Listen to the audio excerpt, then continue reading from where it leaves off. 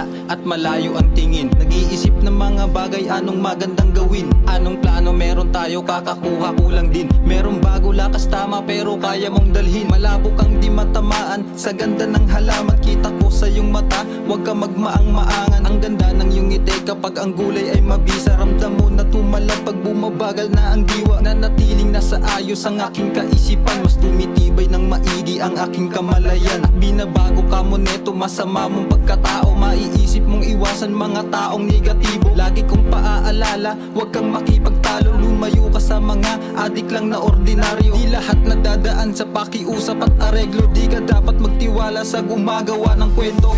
Hindi naman delikado, basta hindi inaabuso.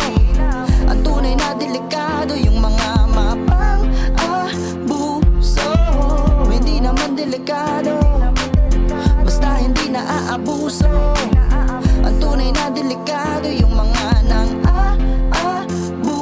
Sa dami ng mga nangyari ngayon o kahit dati, di ka pwedeng ilayo, hindi yun maaari. Hirap mo kayang hanapin kung akala nung iba. Tumatawid sila ng dagat, ma-score ka lang nila. Kaya hindi yan madali kung balak nyong paglayuin. Nakasaad man sa batas, handa ko na tong labagin. Bakit di gawing gamot para sa nangangailangan? Bakit nyo pagdadamot, galing yan sa kalikasan. Kung ito'y makasalanan, tao dapat ang sisihin. Sila ang umaabuso sa biyayang bigay sa atin. At ako'y hindi eksperto, konti lang kaalaman. Pag-usapang pagkatao ay mabuti lang naman. At kahit na anong aspeto, lagi mong gagalingan. Huwag kang magmamadali, kung mabagal ayos lang. Basta huwag mong kalimutan, huwag kang makipagtalo. Layuan mo ang mga nagpapanggap pakitang tao.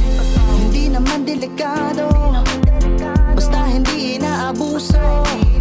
Ang tunay na delikado, yung mga mapang-abuso. Hindi naman delikado, basta hindi naaabuso. Ang tunay na delikado, yung mga nang-aabuso.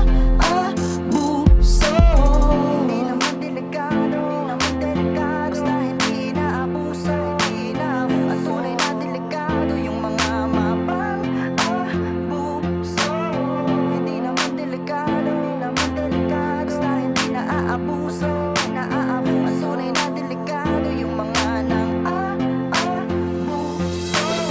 Hindi naman delikado, basta hindi inaabuso.